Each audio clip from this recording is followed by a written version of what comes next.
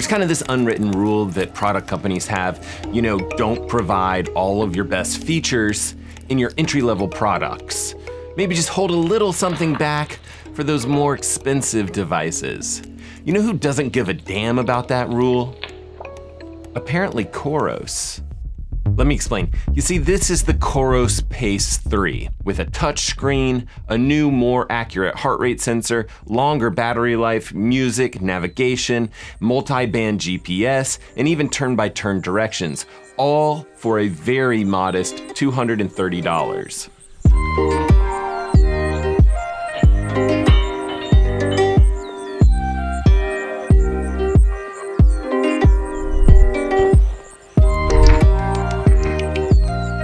Okay, let's start with some basics. If you are buying the new Coros Pace 3, and I'll try to leave links to the best place to buy in the description of this video, but if you are buying the Pace 3, you'll be faced with a few choices. There's white silicone, white nylon, black silicone, or black nylon. And I'll be showing the white nylon version of this product throughout this video, and I don't think that there's any price difference between these devices, but my wife and I both agree that we really love the slightly retro style of this white nylon edition. And I actually went ahead and changed the watch face to actually match that kind of retro style. But you can actually make your own watch faces with this device. You do that with the Coros smartphone app, and you can just make it. You can actually add images as backdrops as well. But if you do pick up the Coros Pace 3, in the box you'll get the watch itself, you'll get the 3-pronged USB charging cable, you get a Coros sticker, you get instruction manuals, and you get a quick start guide, which I'm not sure that you're really gonna need when it comes down to it, but when you do turn on this device, you'll select the language that you want to use, and then you're faced with a QR code, which you can actually scan with your smartphone to set up the device. It's pretty straightforward. I don't think you're gonna have any problems with that. But the Coros app that Coros has made here is actually pretty excellent at this point.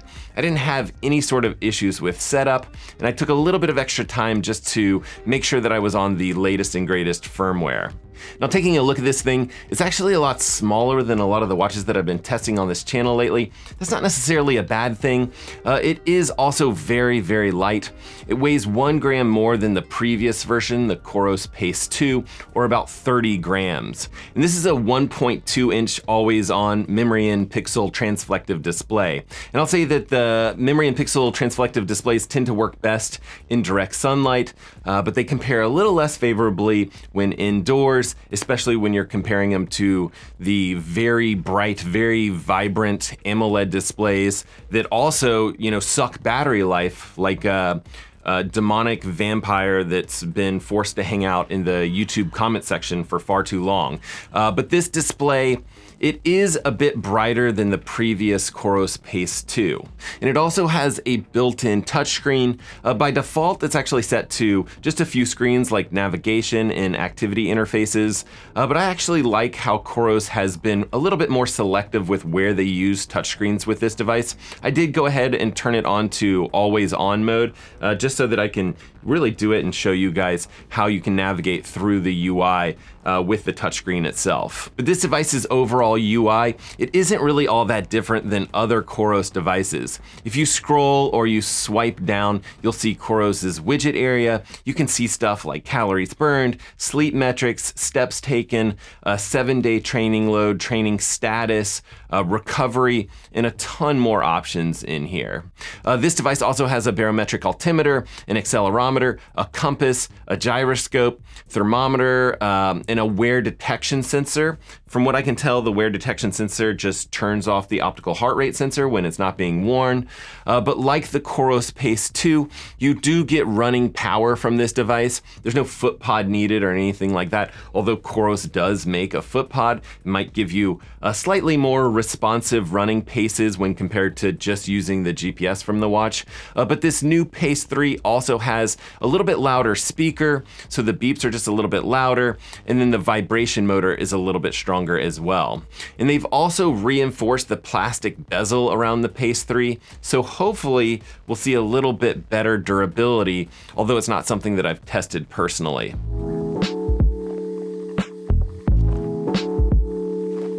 But Coros also increased the battery life on this little device. The Pace 2 was 30 hours of GPS and 20 days of general use. This Pace 3 has a claimed battery life of up to 38 hours of GPS and 24 days of general use. And I think that those are pretty optimistic numbers. I think it'll largely depend on what settings you have set up. I haven't had this device all that long. I haven't really had it long enough to really put it through its paces and test that claimed battery life, but I'd estimate that the way that I have things set up, that I'd see somewhere between 10 and 12 days of general battery life. And then that 38-hour number is again set with the most basic GPS settings available. And with this new GPS chipset, you actually have a few options. So that standard GPS only gives you 38 hours. There's also an all systems on GPS, which will go for about 24 hours. And this is the mode that the watch is actually set to by default. But there's also a dual frequency GPS mode, which again is more accurate, but also harder on the battery life. And you'll get about 15 hours, which I still think is actually pretty good for a small little watch like this. There's also an Ultramax GPS tracking mode that Coros has had on all their watches for a long time. I don't know exactly how long you can expect for battery life in that mode, but I'm guessing you're looking at something like 2 or 3 days. This mode only uses GPS for 30 seconds out of every 2 minutes, and then it relies on the accelerometer and previous running metrics to predict your running distance and running pace. I doubt you'll ever really need to use that feature. When I've tested it in the past, I noticed about a 7 to 8% reduction in accuracy, which is pretty substantial. But again, that's gonna largely depend on how many switchbacks and how many turns you're doing on your particular route. Now, I haven't had this watch all that long, but I've been out on a few runs, and I did one run in the all systems GPS mode, and the data actually looks really, really good here. Here it is in blue, and then we're comparing the Coros Pace 3 to the Garmin Forerunner 965 in purple here. Keep in mind, we're comparing a $600 watch to a $200 watch here. But yeah, if we really dive in deep, we can actually find some spots where the Garmin is doing slightly better than the Coros here. In this spot, the Coros has me running on the road next to the trail, but we were actually running on the trail there. But by no means is this like a huge mistake. Overall, the distance ended up being exactly accurate. It was 11.22 kilometers on both the Coros Pace 3 and the Garmin Forerunner 965. And then the next run, I switched the Coros into that more battery intensive dual frequency GPS mode. And here again, we have the Coros Pace 3 in blue, and then we have the Apple Watch Ultra in purple, and then the Garmin Epix Gen 2 in red. And again, we should keep in mind that this is a $230 watch versus an $800 watch or a $1,000 Epix watch. But the Coros Pace 2, it does have a few spots that are slightly off. The total distance for the Coros Pace 3 was 5.24 kilometers, Apple Watch Ultra was 5.34 kilometers, and the Epix was 5.38 kilometers. So maybe just a touch off on the Coros Pace 3. I don't think it's anything huge to worry about, but I did do a third run, and this run was on some pretty thick trails. I did switch it back to that all system GPS mode, and I think that that's the mode that I would probably suggest that we leave it on, just because, you know, again, you're gonna get very good battery life and very good performance from that mode, unless you're going on some pretty crazy routes. But here again in blue is the Coros Pace 3, the Coros Apex 2 is in red, and then the Garmin 965 again is in purple. And overall, I would say that the GPS looks accurate to me. It looks very good, probably not perfect, nor should we expect it to be perfect. But again, you know, I've been saying this for a bit now. I do think that that multi-band GPS chipset has been maybe a bit overhyped. In my opinion, the more accurate GPS readings are probably due, at least partially, to that chip, but also due to different antenna designs on these watches, and definitely the algorithms that are parsing out questionable data. Of course, we don't know for sure. No company is going to tell us, you know, why their GPS data is performing better than some other GPS data. It's definitely not public information. But if we do want to continue on with data accuracy, we can look at some heart rate data here. And the Coros has actually put a new optical heart rate sensor on the back of this device. It's now able to calculate blood oxygen saturation levels, or SpO2 levels, travels, and I typically don't find those readings too accurate or really too useful, but it might be something interesting to you, especially if you're traveling to altitude or something like that, or maybe you have pneumonia and you really need to keep an eye on your SpO2 readings. But this watch has a lot going for it, which helps with heart rate accuracy. The new optical heart rate sensor itself sits flatter on your wrist, which means less light is leaking and getting in here and mixing up with that LED light sensor.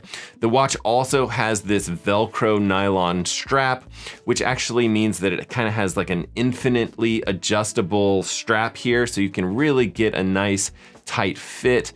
Again, also that will reduce light leaks underneath the watch.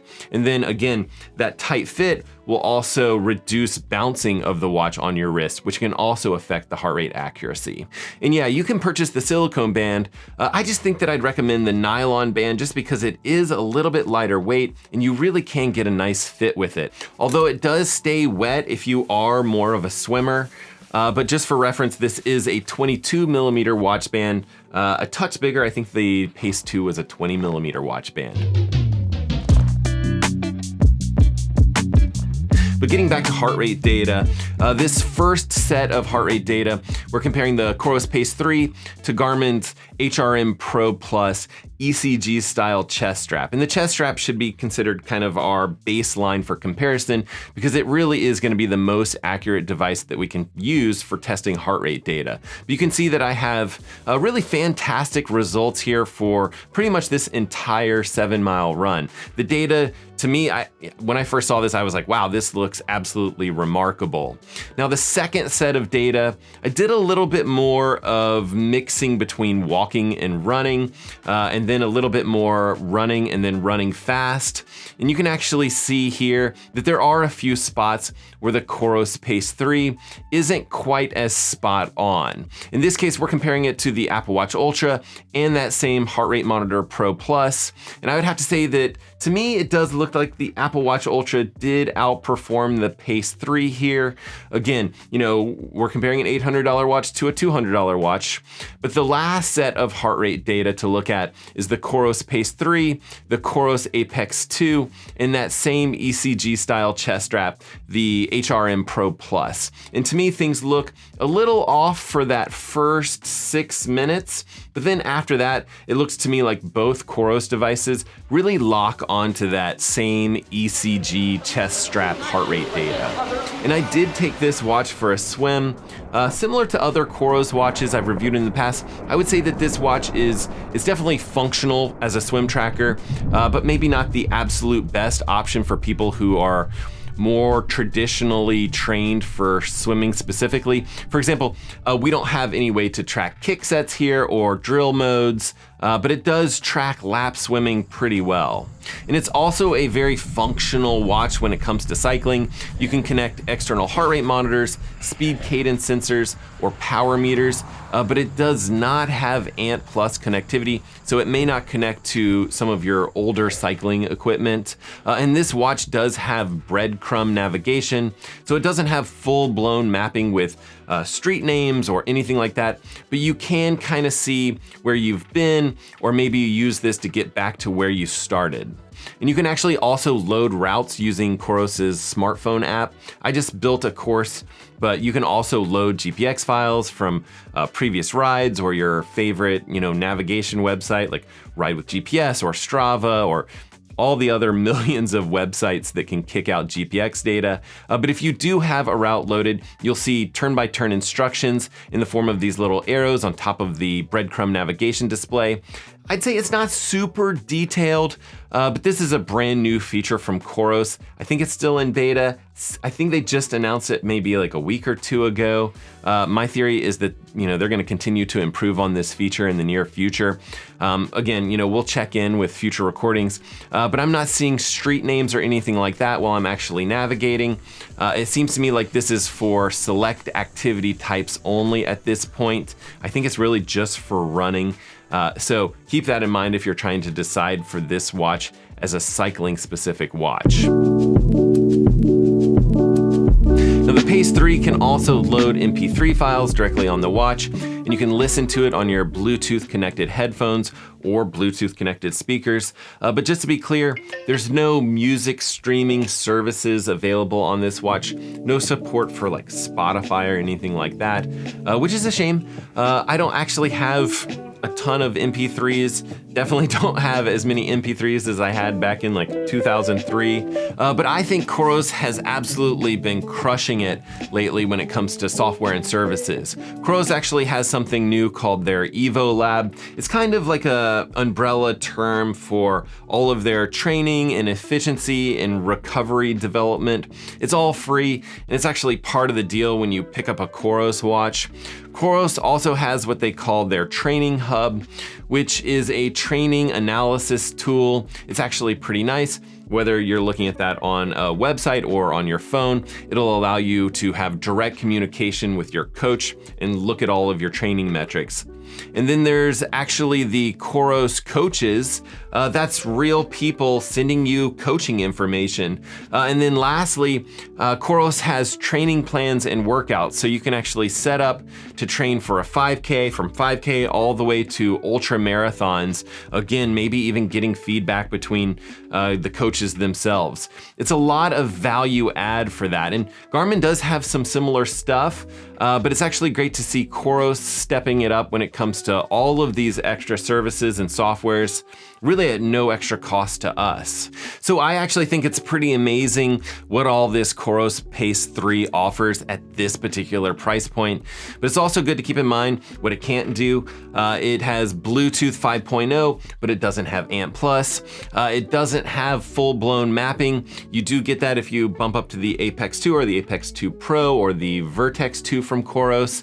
And this Coros Pace 3 doesn't have heart rate variability or HRV tracking, which is definitely something that I'd love to see from Coros. And I actually think that this smaller display is great, but I've kind of grown used to much larger displays lately.